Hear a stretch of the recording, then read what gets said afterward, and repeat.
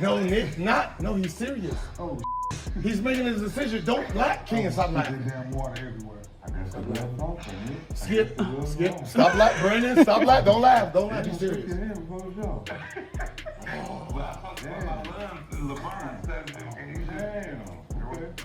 You saw the clip that broke the internet. Rashad McCants on the Gil's Arena set, tripping over his own words to praise the sponsor, while Gilbert Arenas sat frozen in disbelief. Viewers called it cringe, but insiders whispered something far more explosive. We went digging into the money trail, and what we uncovered is a desperate man with nothing left to lose.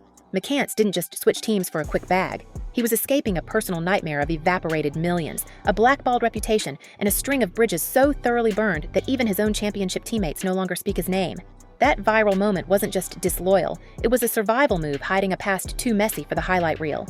It helped me understand how to be a professional, and like I said, it brought that New York feel even closer to me because I was able to be around certain things that other guys wasn't. And I even had Nike, almost had a Nike contract in college where I can just get any shoes that I want. Mm-hmm. It was just one of those things where during that time it was special. Not a lot of guys was getting that kind of treatment. Yeah.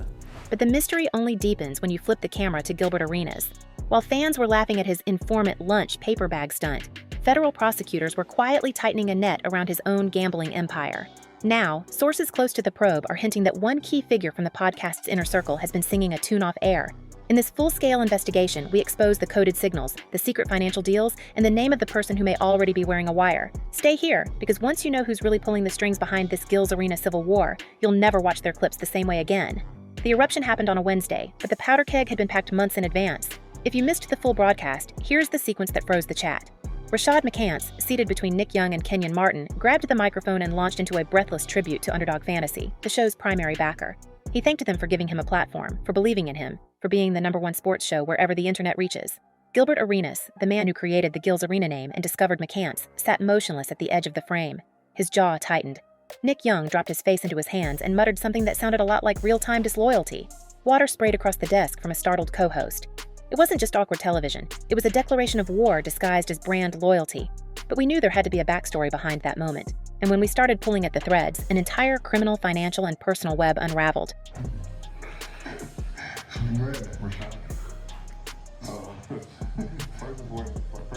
Are you nervous, baby? Yeah, baby.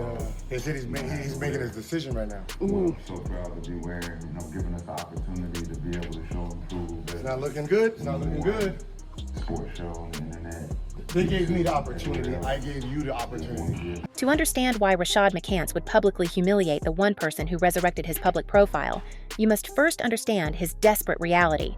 McCants played 4 seasons in the NBA, primarily with the Minnesota Timberwolves, after leading North Carolina to a national championship. He scored roughly $5 million in salary during his stateside run, then bounced across the globe: China, France, Lebanon, the Philippines, Venezuela, Brazil. Yet by the time his playing days sputtered out, the money had vanished. Not partially diminished, obliterated. In a candid interview with the Basketball Network, McCants said, "No returns, man. I lost everything. I had to start over from scratch. Everything that I've ever done in the NBA is an afterthought. I try not to think about anything that was promising. It was all pretty much a nightmare for me." The reasons for the wipeout included one of the most devastating celebrity scams of the last decade. A professional fraudster named Peggy Ann Fulford convinced McCants and other star athletes to entrust her with their cash, then siphoned away nearly $6 million across multiple victims. McCants alone lost $200,000. The experience, he later admitted, shattered his ability to trust anyone in a suit. That financial collapse alone would embitter most people. But McCants also carries a unique scar from the romance tabloids. From 2008 to early 2009, he dated reality television star Khloe Kardashian. Their relationship played out on Keeping Up with the Kardashians and in celebrity headlines. After they split, McCants made a statement that still echoes through NBA gossip circles. He told the Charlotte Observer, "Without that situation in play, I'm a $60 to $70 million player. Easily." He argued that the Hollywood spotlight made front offices view him as distracted, unfocused, more magazine cover than basketball player. Whether or not you buy that math, the resentment is real. In his mind, he was cheated out of generational wealth first by a university system, then by a con artist, and then by the reality television machine. Given that rage, his behavior starts to form a pattern. While still at North Carolina, McCants famously compared the Tar Heel program to a jail cell. Years later, he became the loudest whistleblower in the most damaging academic scandal in NCAA history. He told ESPN's Outside the Lines that tutors wrote his term papers, that he rarely attended class for nearly half his enrollment, and that the coaching staff steered him into sham paper classes within the African American Studies department, courses that required no attendance, only a single end-of-semester essay. He even claimed he made the dean's list one spring while earning straight A's in classes he never set foot in. The revelations fractured his championship squad. His teammate Sean May organized a group statement, signed by multiple players, insisting McCants' experience did not reflect theirs and that Coach Roy Williams always acted with integrity.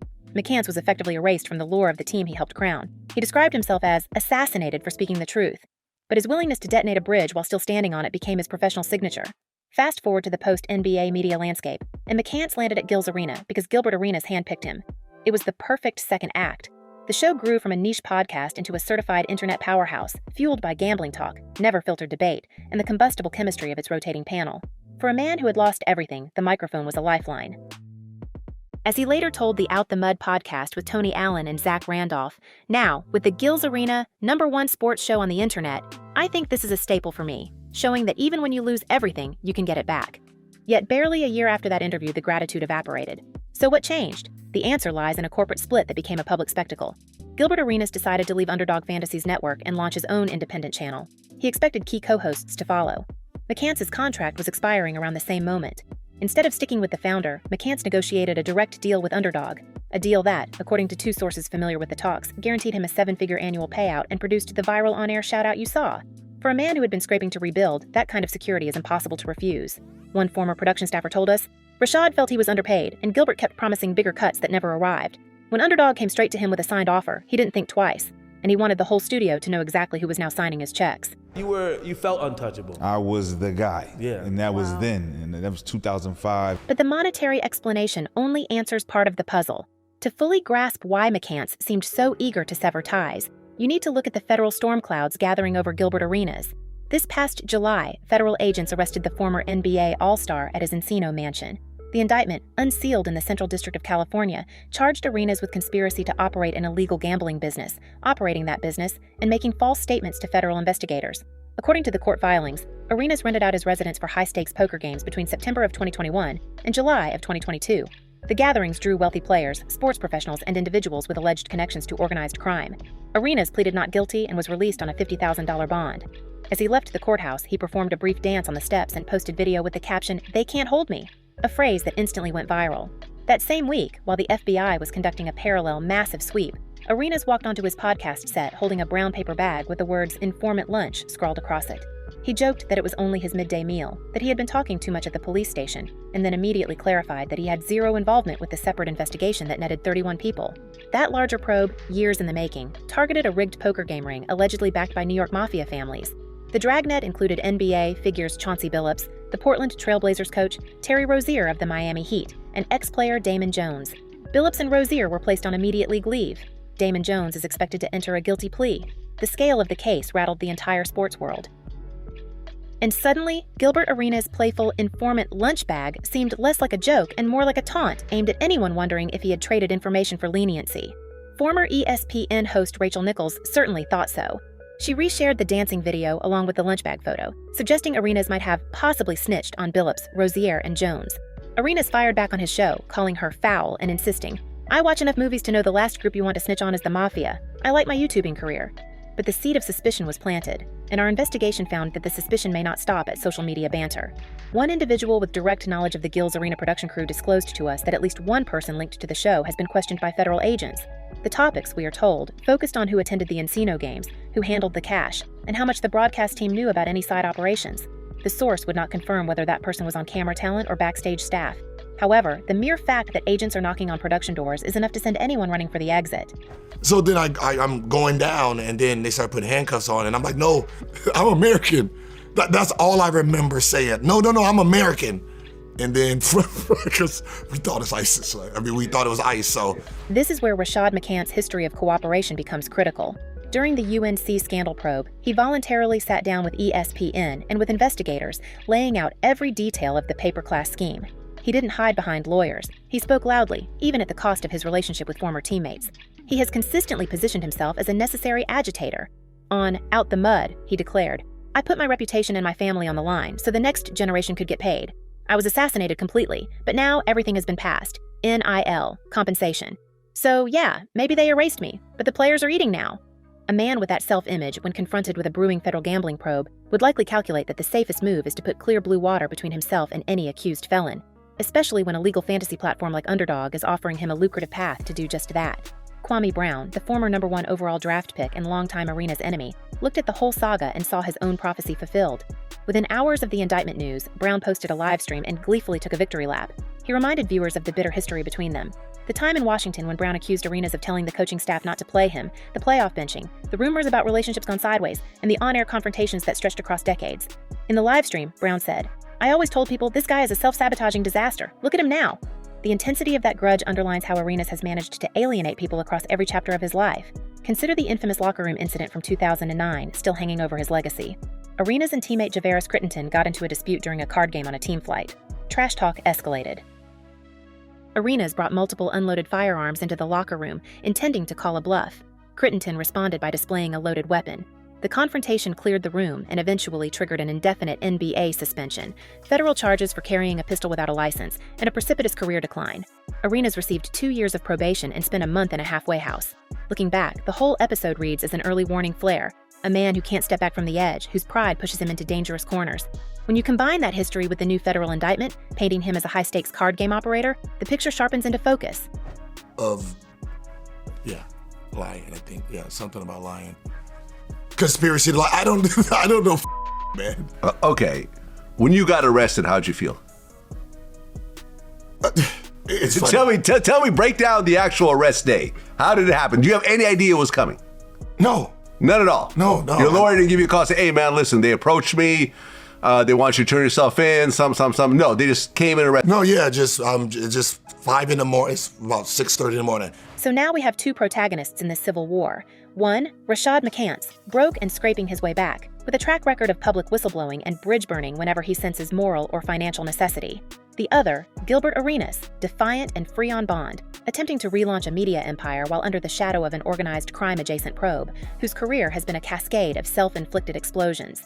The viral sponsorship shoutout was not merely a tacky moment. It was McCants signaling to his new corporate masters, and perhaps to any watching authorities, that he was on the clean side of the line.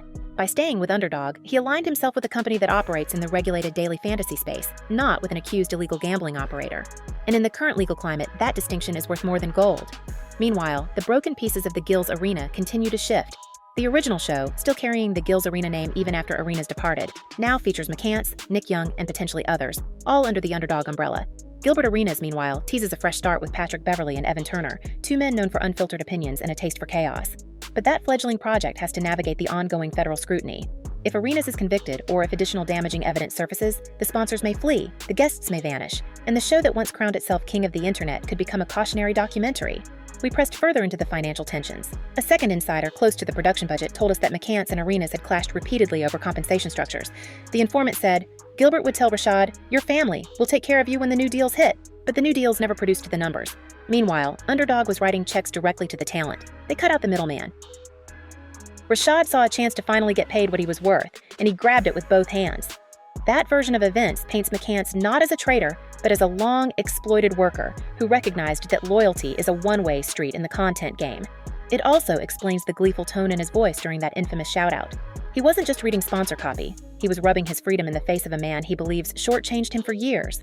When you look at our culture and you look at the examples of articulation, intelligence, academia, we don't have too many examples of that kids can look at to say that that's cool, right? And I think that's the biggest thing that I've always taken away is taking your academics seriously so that you can be in all kind of rooms. Still, the most sinister possibility remains the elephant in the room, with federal agents interviewing people from the show's orbit, who is likely to have information valuable enough to warrant a sit-down. McCants was present for years of private conversations. He witnessed the comings and goings. He knows which guests were invited, who hung around after hours, and who might have been at those Encino poker nights. If he has already spoken to investigators, then his on-air behavior takes on an entirely new dimension. The exaggerated gratitude to Underdog becomes a subtle signal that he has been absorbed into a protective corporate structure, safe from the wreckage. If he hasn't spoken yet, then his visible distancing could be a preemptive insurance policy. For his part, Gilbert Arenas continues the public laughter. He jokes about mafia snitches, dances on courthouse steps, and posts memes. But the trial date is approaching. Plea negotiations are underway for some of the 31 defendants in the related mob gambling case. As those dominoes fall, more names could surface. In a world where phone records, text messages, and cooperating witnesses are part of the legal toolkit, The line between on-camera theater and federal evidence collapses entirely. Now, I know this is an active case, we can't really talk about it, but you end up getting arrested over federal gambling charges. And you're now out. You came out the same day. What is the status of that case? I don't know. No idea? One sequence from the original clip still haunts the frame. After McCants finished his monologue, Nick Young looked directly at the lens and said, "He's making his decision right now." The statement was half joke, half prophecy. In that split second, the entire direction of the Gills arena fractured, and we are only now beginning to understand why. We sent detailed requests for comment to representatives for McCants, Arenas, and Underdog Fantasy. None replied. The silence from all sides is a telling signal. When people won't talk, it usually means the story is only getting started. How much did you pay Netflix to make a documentary about you? And what is it called? It's called Shooting Guard. Okay. It cost me 50 grand. You paid them 50 grand, huh? That was awesome. So what is that about, Gil? Huh? What is the show about? Shooting guards. Shooting guards? Yeah, guards that shoot. Fair. So we ask you, the viewer, to piece together the clues. Did Rashad McCants sell out his boss purely for a bag? Or did he sprint away from a legal time bomb? Is Gilbert Arenas really just a loudmouth who loves high-stakes poker? Or is he a magnet for criminal entanglements? Do the FBI interviews connected to the show indicate that someone inside is already cooperating? And with the new seasons of both programs about to drop, how much of this scripted drama is actually a desperate fight for freedom and relevance? Drop your theories below. Subscribe and ring the bell, because when the next indictment or on-air explosion hits, you will want our breakdown first. This investigation is only beginning to peel back the layers of the Gills Arena civil war.